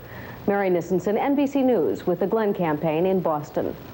Correspondent Fred Briggs is already in New Hampshire, and he has a live report from the state's largest city, Manchester. Fred, good morning. Good morning. John, the first thing to understand about New Hampshire is that its people don't think the Iowa caucus amounts to much. As they see it, Iowa Democrats have about as much privacy in voting as an ex-sinner giving testimony at a revival. Under Labor's watchful eyes, Mondale came out on top in Iowa. Here, organized labor is weaker. There's no way to keep tabs on how the rank and file chooses to vote. The people-to-people campaigning will be more intense this week, especially for John Glenn, who is supposed to appeal to the more conservative type of Democrat believed to be typical of New Hampshire Democrats. Last night, Senator Ernest Hollings all but admitted his only hope here was to slow down Mondale's lead in the state polls. Reverend Jesse Jackson is proving a popular candidate even with voters who don't take him seriously. Popular enough to have been ranked #2 in a recent poll. George McGovern, whose appearances in the state have been sparse, is expected to do as poorly as Reuben Askew, who hasn't been here much either. The surprise here is in Iowa may be Senator Gary Hart, whose grassroots campaign has become visible after the snowmelt of the past week. Local newspapers think he may repeat his second-place finish here. New Hampshire voters dislike polls. They dislike the inevitability that is ascribed to a front-runner unless they really believe in that front-runner. And even among Democrats, the most believed-in front-runner here is Ronald Reagan. John? Fred, thank you. Jesse Jackson, who didn't campaign in Iowa, finished next to last. Brian Gumbel questioned Jackson here on the Today program this morning about John Glenn's surprising sixth-place finish. Well, I really was surprised. I mean, he really had to, his plane crashed. He had to get out and land by parachute. And that's not really good. His campaign at this point is really staggering. I hope that he makes some kind of recovery, because I think the more of us that remain involved, the more we're going to invigorate the process and get people involved. In non-political news this morning, Israeli jets attacked Druze militia positions in the mountains east of Beirut, and Saudi Arabian diplomats made a new effort to obtain agreement on a Lebanese peace plan.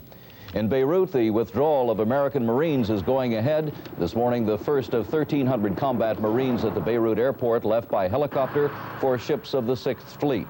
The official Marine spokesman, Major Dennis Brooks, says the evacuation will continue for about a week. The stock market reopens this morning after a long holiday weekend. Some analysts say there are lots of bargains around after the decline of the last 6 weeks, but they also suggest that concern over interest rates could mean even lower prices. 5.5 minutes after 8, back to Des Moines and Bryant. All right, John Palmer, thank you. We'll be speaking with George McGovern in just a moment about his surprising third-place finish here in last night's Iowa Democratic Caucus. But first, let's get to the weather and Willard Scott. Willard? Hey, thank you, Brian. I hope you've had some of those corn dogs out there in Iowa. That's something else you can't beat. This is beautiful. I always try to take care of the troops, right? This is really pretty. Now, this is what you call a bola. If you haven't ever seen one before, a lot of people wear them out in the western states. This is porcelain. This is an exceptionally nice one. They're having a porcelain potpourri or porcelain show at the Aztec Inn in Tucson, one of my favorite towns. They've got some good Mexican restaurants down there one of these days, but that takes place this weekend. Check it out. Our weather question was, when were balloons first used? Well, they were used in 1784, and who used them? The French. Mon Dieu, mais oui, qu'est-ce que c'est le bonbon? That's right, they used the balloons for upper air temperature and atmospheric identification. National radar identifies a little storm activity on the west coast, also in the Gulf Coast down into Florida today. As a matter of fact, look at that satellite map showing all the cloud cover over the Gulf states. Almost all of Florida, off again, on again, thunderstorms, all the way up to Virginia. And then here in the New York area, it is going to be a lovely day. Pleasant, sunny, delightful. Mostly sunny skies throughout the nation's midsection. Windy conditions in Montana. A little fog this morning again in Salt Lake City. And we do have some snowstorms back up here in Idaho, western Montana, and the Cascades of Oregon and Washington. They had 4 inches yesterday, expect another 4. Travelers' advisories in effect. Rain along the coast from Seattle down below San Francisco. But look at the sunshine. Look at summertime, 61 in Dallas. Nice temperatures in Florida, but they do expect showers today. Here's what's happening in your world this morning. Look for partly cloudy skies today. We'll still be on the cool side with a high of only 49 degrees.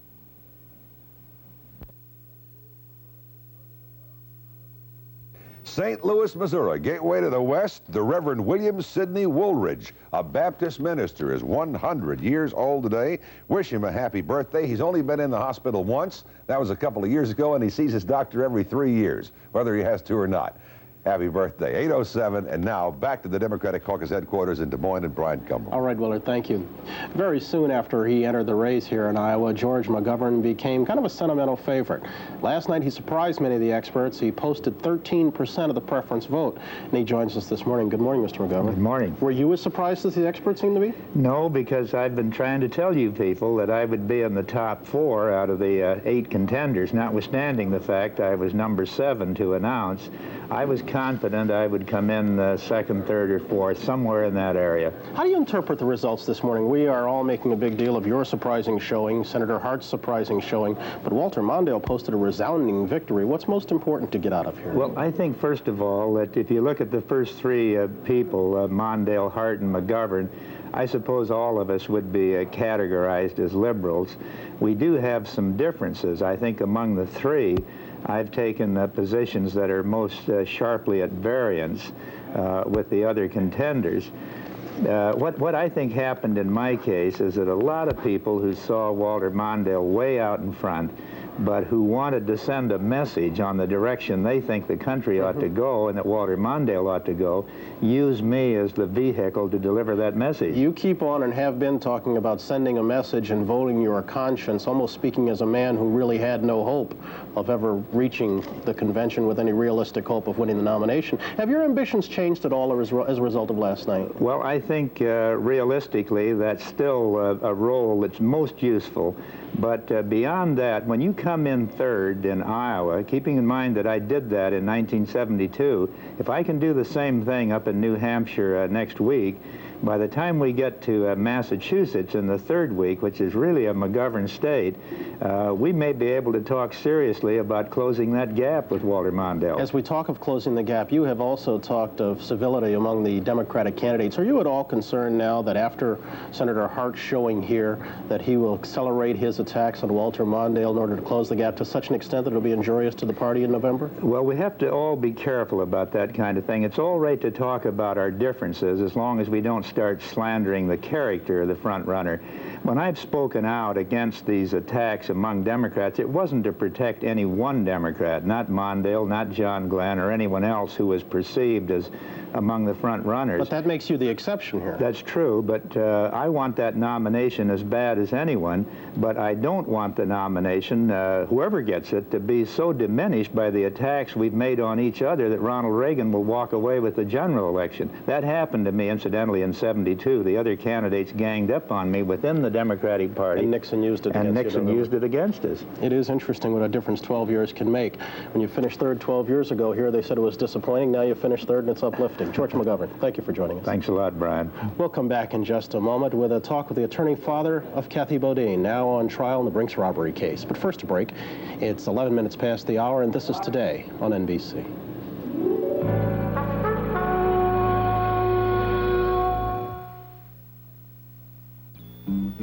I suppose you could say I've always been sort of lightheaded when it comes to price tags.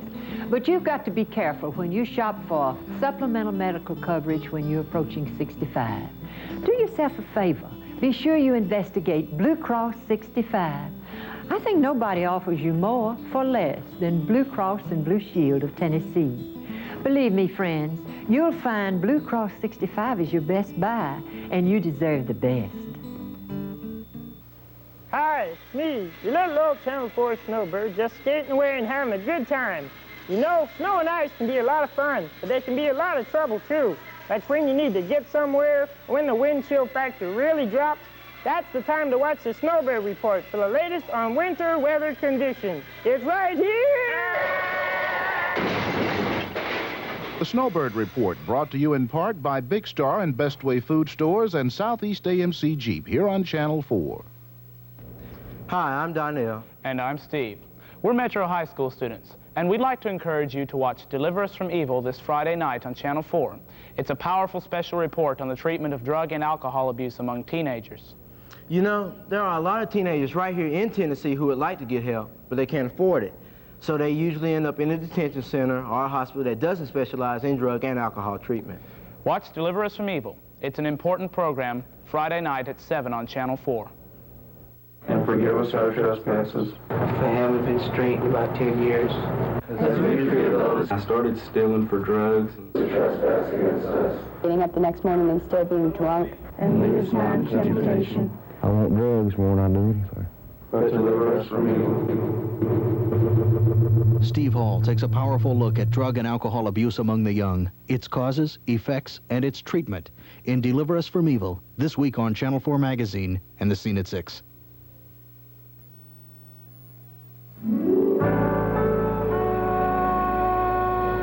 It was 2.5 years ago that former Weather Underground member Kathy Bodine was arrested in connection with the Brinks robbery and shootout in Nyack, New York. Her trial began a week ago. During those years, her family has remained silent. But today, her father, noted civil liberties lawyer Leonard Bodine, is here to talk with us this morning. Thank you for joining us. Mr. Bodine, why did you decide to break your silence after all this time? Well, we've suffered, my daughter and her family, for 2.5 years under the most inhumane conditions of her 2.5-year imprisonment and under an atmosphere precluding a fair trial, which resulted in the appellate division twice changing venue.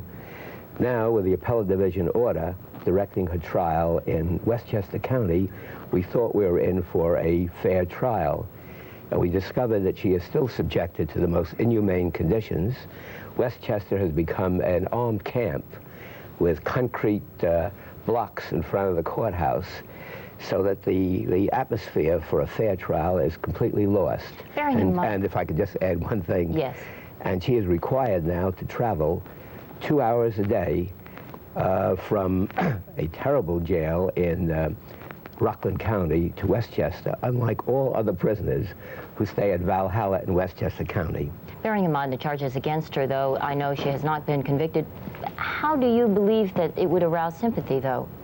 Well, I'm not asking for sympathy. I'm only asking for a fair trial. And the atmosphere of police dogs and barricades, as if this were Beirut, can't possibly give anybody the impression that she is entitled to a presumption of innocence. Mr. Boudin, a lot of people wonder about her past and how she became a Weather Underground radical. Speak personally for me rather than politically as to how you believe she reached this point in her life. Well, of course, reach this point almost touches on the case itself, so I have to be relatively careful. I can't discuss the trial any more than the prosecutor can. Well, I prefer... I can, however, tell you, in general terms, that her record has always been that of a civil rights worker, writing a manual in Cleveland for welfare mothers, working with blacks in Cleveland, working on the Vietnam War issues. Always a very pacific approach taken by her. Now, I do think that in the 1960s, if you're young enough to remember 1968, that the situation in the United States arising from the Chicago situation, the terrible trial before Judge Hoffman, the assassinations of Robert Kennedy, of Malcolm X, of Martin Luther King, of Fred Hampton, all of these things created a traumatic atmosphere for young people. I think that led to a lot of the people going underground, fearing a kind of fascism. I didn't agree with it. Kind of fascism that in the 1940s and the Cold War people thought was coming to the country. Do you or she regret what has happened now? Oh, of course. Of course I regret it, and so does she. I think what has happened was quite terrible. But I again remind you that there's a presumption of innocence and that she has not been charged with shooting anyone. She has never been charged with even having a weapon.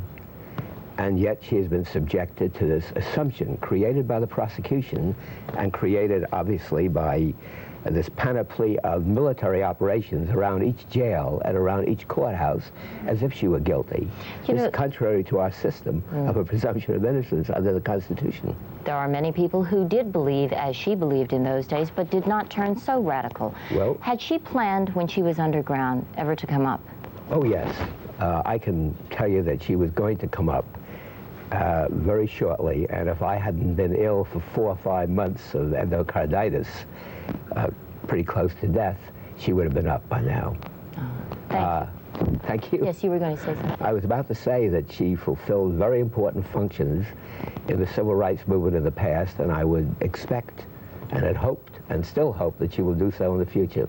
All right. Thank you so much, Leonard Boudin. We appreciate your being with us this morning. Thank you. Bryant will be back with more on the Iowa caucuses, but first at 8:17. This is Today on NBC.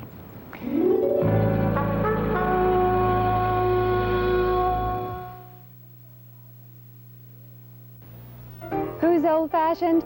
We are. It's old-fashioned bargain days here at the Furniture Center. Remember the good old days when prices were low? Well, look at this. This magnificent clock is only half the retail price, $79. It's solid wood, 31-day, key wound, and it chimes, only a few in each store. This country cotton sofa is on sale at only $347. Compare it $5.99 elsewhere. This year's best values, old-fashioned prices, here at the Furniture Center. I'm Pat Sajak, and we've got more for you in February. You've played NBC's game shows at home. Now's your chance to win at home. Coming soon to NBC, you'll have a chance to win big prizes, cash, and even your very own Florida Dream House in television's most exciting giveaway events ever. So play at home, and you might be one of the lucky winners. But you won't win if you don't play. Weekday mornings and all day long, we've got more for you, Nashville, on Channel 4. This is Charlie Chase. If you missed Channel 4 magazine last week, you missed Steve Eckert's series on how some farmers found themselves the victims of what they call a modern-day shell game. Connie Shopmeyer reported on Valentine's and a talking computer. We talked to Karen Austin, star of the miniseries Celebrity, and one of the stars of Buffalo Bill, Gina Davis.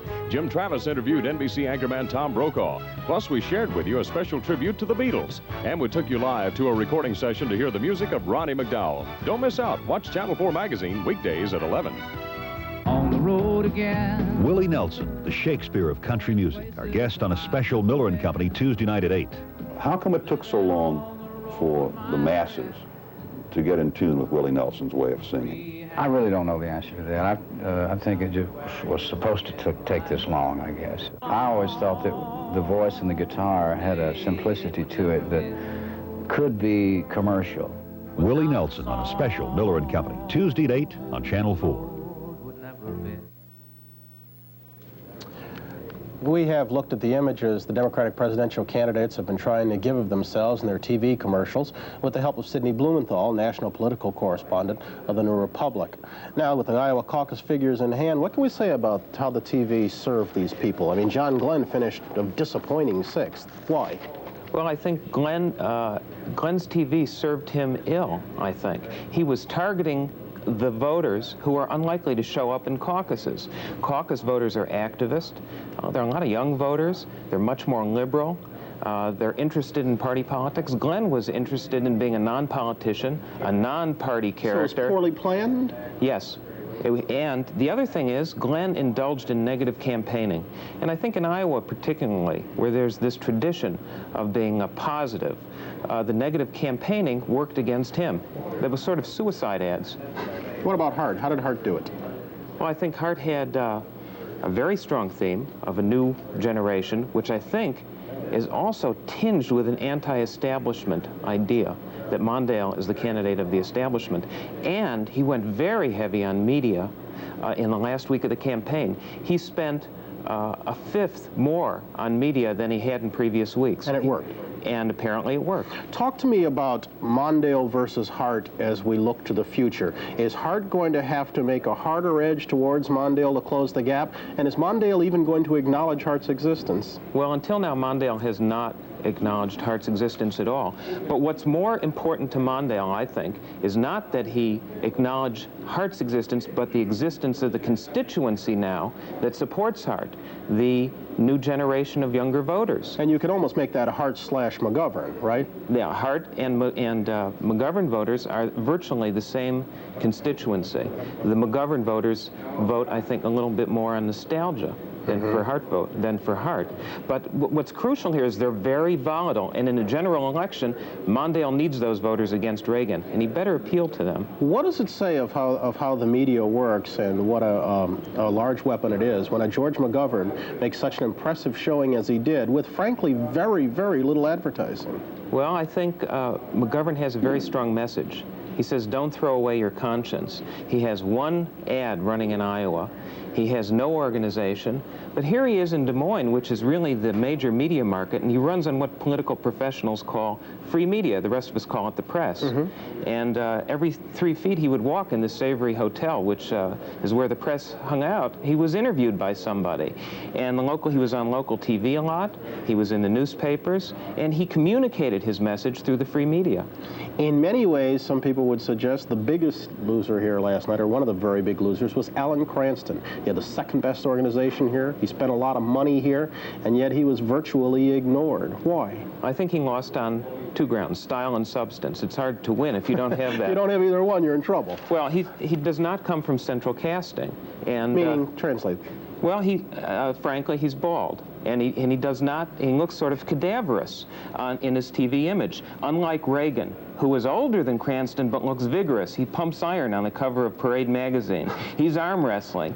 Cranston happens to be a very vigorous guy, but the age problem showed up for him in public perception, and he ran TV ads addressed to that, talking about his baldness in an attempt to dispel it. And it didn't work. And it didn't work. The other thing is on substance. He ran almost a single-issue campaign based on the nuclear freeze.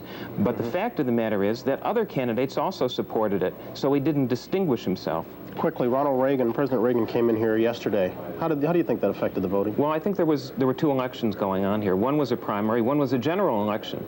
We had a kind of mock general election with Reagan coming in, and Mondale also here. They were physically in the same city addressing each other.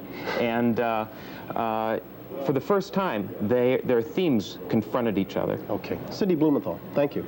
We have much more to go for a Tuesday morning and a special edition of Today. We'll get to it after a station break. How important are the results of the Iowa caucuses? What do they mean to the winner, the losers, and the voters? Go where the news is. NBC Nightly News with Tom Brokaw tonight. The great new taste of Chuck Wagon stops dogs in their tracks. What's new about Chuck Wagon? A new improved combination of beef, chicken, and vegetable flavored chunks, plus a rich, savory coating made with real meat juices. The great new taste of Chuck Wagon brand dog food really stops dogs in their tracks. The great new taste of Chuck Wagon stops dogs in their tracks. New from Purina. From Channel 4, this is a news update. Good morning, everyone. I'm Glenn Farley. Outside right now, it is 32 degrees officially at Metro Airport. Channel 4 color weather radar this morning shows rain-free skies around our viewing area. Here in West Nashville, it is 37 degrees. Last night, the state Senate approved an amusements tax and took additional action on Governor Alexander's teacher merit pay bill. Senate Majority Leader Milton Hamilton is predicting speedy action today on another bill in the Finance Committee. Jim Travis recaps the action on Capitol Hill. The amusement tax is an extension of the state sales tax, soon to be 5.5%, to theme parks, movie theaters, college ball games, premium cable TV channels, and concerts, to name a few. Opponents had claimed it would hurt the state's tourist business. We're just going to tax ourselves right out of business right here in Tennessee, just so a few people can say, well, you know, I voted to tax amusement too, you know, because they weren't clear enough in their thinking in voting for a sales tax increase. But amusement tax sponsors consider it not only to be new revenue, but a way to make the new 1-cent sales tax easier to swallow. The bill passed 22-11. The Senate version exempts bingo games. The House version taxes them. Another difference was tacked on Monday night by Senator Bill Ortwin. It exempts admission to natural phenomena from the sales tax. That, in effect, exempts such commercial attractions as Chattanooga's Ruby Falls, which is in Ortwin's district. It's private operation, yes, but there are many private operations which are historical in nature, and I don't think that it would have been proper to make the distinction between the two when they are competing. Ortwine denied it, but some senators and lobbyists said Ortwine got his special break for Ruby Falls through an agreement to drop another amendment that would have delayed the amusement tax until January 1st. The House could still remove that tax break when it decides whether to concur with the Senate amendment.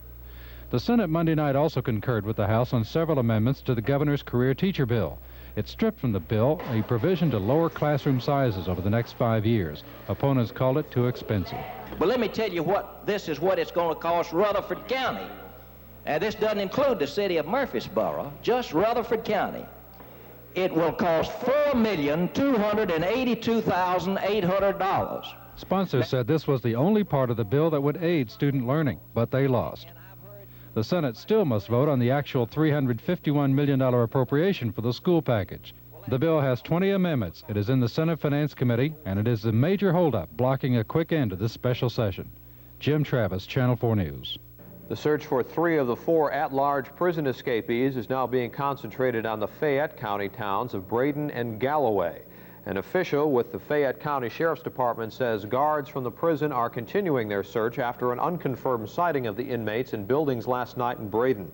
5 inmates escaped from the Fort Pillow prison work farm on Friday. 1 was captured Sunday. The remaining 4 are considered extremely dangerous. Officials say a 17-year-old Williamson County youth was killed last night when the building where he was living was destroyed by fire. The Wilson County Civil Defense Chief said firefighters found the body of Wayne Baxter in the debris. The official said the building was engulfed in flames and firefighters arrived on the scene about 10 p.m. The weather for Nashville and Middle Tennessee looks like this morning. Currently outside, we have clear skies. Temperature is officially 32 degrees. Winds are out of the north at 2. The barometer is rising at 30.07. The relative humidity stands at 85%. For today, we can expect partly cloudy skies, high up near 49. Winds out of the northwest at 5 to 10. For tonight, we can expect fair skies, low of around 30 degrees. Winds will be light and variable.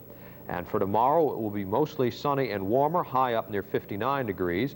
Winds will be out of the southwest at 5 to 10 miles per hour. The extended outlook for the rest of the week calls for partly cloudy skies and 30, high up near 58 degrees, low of around 35. Friday, we can expect partly cloudy skies of a high near 60, a low around 40 degrees. Saturday, more of the same, a low near 42 and a high near 62. That's a look at the news and weather. We'll rejoin today in a moment.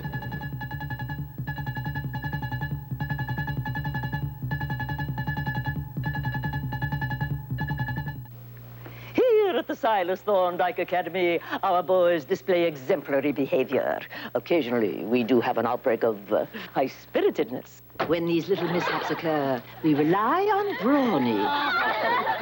Brawny! It's the largest towel you can buy. It's economical and can handle even the toughest jobs. Thanks ever so much, Brawny. Anytime, Teach. Brawny, the big tough towel without the giant price. Back now in Des Moines, Iowa, where you get a look up at the state capitol building here in Des Moines. We're continuing our coverage of the results of the Democratic caucuses. I'm Bryant Gumbel. I'm coming to you from Democratic caucus headquarters here. In this half hour, we'll look at the outcome here in Iowa with a former Reagan campaign manager, John Sears, and with Democratic political consultant Robert Squire. Should be a rather lively set of opinions. First, back to New York. Connie Chung once more. Connie? Hi, Brian. Also in this half hour, the conclusion of our special interview with Shirley MacLaine, and we'll take a California train ride that features a catered murder mystery. Brian? And Connie, did you like the Flannerys yesterday? Our look at the Flannery clan? Yeah, oh, they were wonderful, wonderful family. A dear family. We're going to update what they did yesterday, too. We'll get to that. But first to the news desk. Here's John Palmer. John? Thanks. Good morning again. U.S. Marines this morning began their long-awaited pullout from Beirut Airport. A helicopter airlift began transferring the 1,300 combat troops from their airport base to Navy ships off the Lebanese coast. The withdrawal should take about a week to complete. Israeli warplanes this morning bombed Druze positions in the mountains near Beirut for the second time in 48 hours. The Israeli military command says the Syrian-backed Druze positions are being used as terrorist bases by Palestinians. Israel's ambassador to the United States, Maya Rozan, said this morning here on Today that despite the renewed bombing of Syrian positions in Lebanon, Israel does not foresee a full-scale war with Syria. By today, 60% of Lebanon, they have to withdraw from Lebanon. Israel has no intention to proceed to the annexation of 1 square inch of Lebanon. We want to withdraw, and I don't see why Syria couldn't sit down and negotiate peace with Israel, so could Jordan. The only problem is the permanent and the obstinate refusal of Arab states to recognize Israel and to sit down and negotiate peace with us. Our big story this morning, politics. Walter Mondale says his big win in Iowa last night is a sure sign that he'll win the Democratic presidential nomination. Mondale won 48 of Iowa's 50 delegates. Senator Gary Hart took the remaining 2. George McGovern surprised everyone by finishing as high as 3rd. Just a few minutes ago here on Today, McGovern said he was pleased with his standing in Iowa and was looking forward to the upcoming primaries in New Hampshire and those in Massachusetts. When you come in 3rd in Iowa, keeping in mind that I did that in 1972, if I can do the same thing up in New Hampshire next week, by the time we get to Massachusetts in the 3rd week, which is really a McGovern state, we may be able to talk seriously about closing that gap with Walter Mondale. A 14-year-old boy mistakenly deported to Mexico has been reunited with his family. Jack Gates of KCST in San Diego has more. Mario Moreno was reunited early this morning in San Diego with his older brother after Mario had been missing for 5 days. The Santa Ana, California teenager was mistakenly deported to Tijuana, Mexico last Wednesday during a sweep of illegal aliens by immigration officials. Mario, who speaks little English, is a legal resident of the United States, but his father had not allowed him to carry a permanent residence visa or green card, afraid he would lose it. Mario said he crossed back into the U.S. last Friday and had been roaming around San Diego. The teenager was recognized at a restaurant from pictures of the missing boy seen during numerous news reports. A police translator asked Mario how it felt to be mistakenly deported. No, pues me agüité re feo. He said that he was upset greatly. Ask him if he is going to carry a green card from now on. ¿Vas a llevar contigo ya de este tiempo en adelante tu carta de inmigración? No, pues sí. Yes, of course. As a minor, Mario never should have been returned to Mexico without a call to the Mexican consulate, a call which was never made. Jack Gates for NBC News, San Diego. And a reminder that the stock market is back in operation today after a long holiday weekend. Analysts will be watching to see if the decline continues or we get a reversal. It's now 8:35. Let's go back to Des Moines and Brian Campbell. All right, John, we want to try to personalize the caucuses just a little bit here. Among the Iowans attending the caucuses yesterday was a family that we met on this program. The four generations of the Flannerys. They hail from the suburban town of Bondurant. 85-year-old Bertha made it clear to us that being politically involved was a required responsibility. The Flannerys attended their local caucus.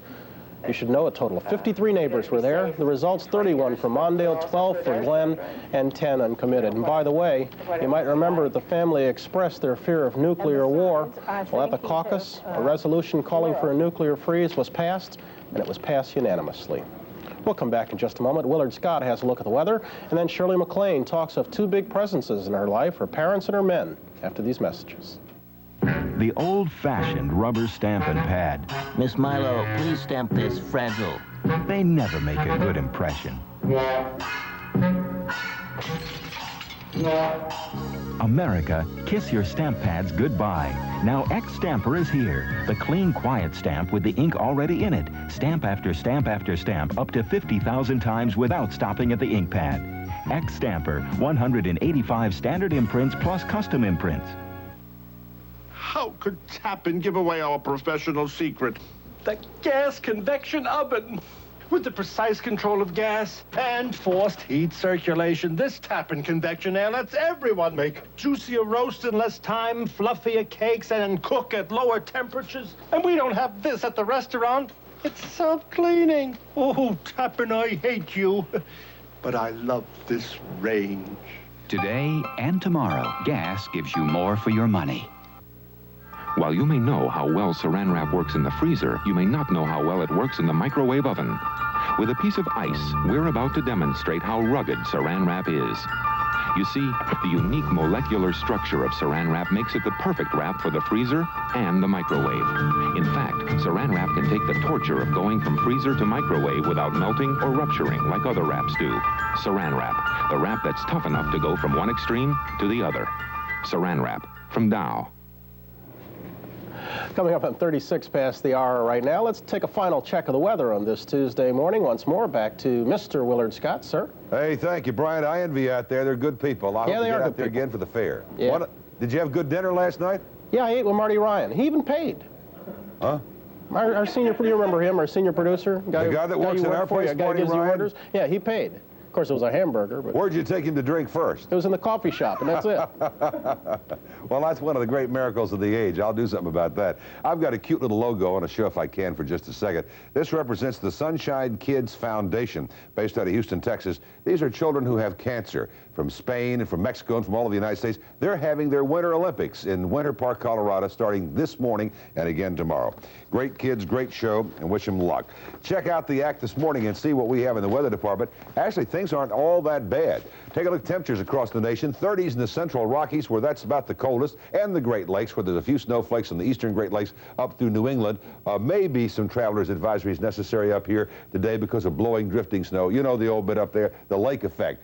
3 feet after you get off the road, everything's hunky-dory, but right along the shore, some problems. Mostly sunny in the east. Get out here, coastal Virginia and the Carolinas and down through Florida, scattered thunderstorms, Gulf states as well, low pressure down there. Summertime stuff, it's good. Sunshine where you are, Bryant, beautiful, seasonably pleasant throughout almost all the country. Windy and mild, some strong gusty winds in Montana and most of Wyoming. We do have some snows, 4 inches of it in travelers' advisories in the northern Rockies, the Cascades, parts of the Lake Tahoe Basin, and along the coast from Seattle to San Francisco, some rain showers. A few scattered showers in the Hawaiian Islands. How are you, how are you, how are you? And partly cloudy, 15 degrees in Anchorage. A lovely day in beautiful Alaska. Here's what's happening in your world this morning. A cool 26-degree low this morning. Look for partly cloudy skies today. We should warm up to about 49 degrees.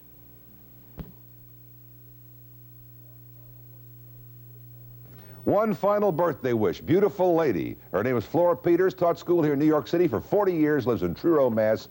She's 100 today. Happy birthday. 8:38, and here's Connie. Thank you, Willard. We're joined again by freelance journalist Nancy Collins, who's here with part 2 of her candid interview with Oscar nominee Shirley MacLaine. Good morning, Nancy. Good morning, Connie. You know, as you know, or as we found out, Shirley MacLaine is many things: actress, dancer, writer. But before all that, she was a daughter. And today we're going to interview her talk about her parents. They're both 80 years old. They've been married for close to 50 years. And of course, they've been a big influence on Shirley and her brother, Warren Beatty. We'll also have a rare glimpse of her Las Vegas nightclub act. Ladies and gentlemen, Shirley MacLaine.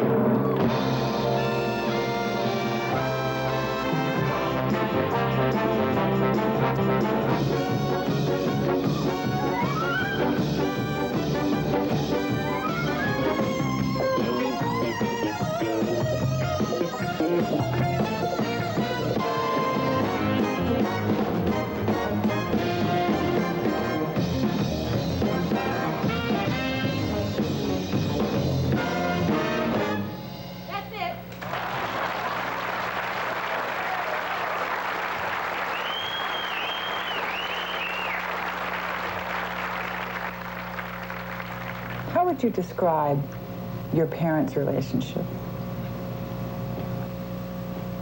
I tell you, they're like two vaudevillians when they're together.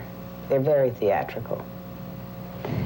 But subtly middle-class wasp theatrical. It's very intense. You can cut the interaction between them. You can just scoop it up in your hand. It's that palpable, you know. Your father had a drinking problem, did he not? Mm-hmm. Was he an alcoholic? I can't tell the difference between a person with a drinking problem and an alcoholic, so I don't know. I don't like to put those labels on people. What effect did his drinking have on your home life? It was mostly the effect of watching him do what he did to himself. That's, I think, what gets a child. I can now, after some reflection and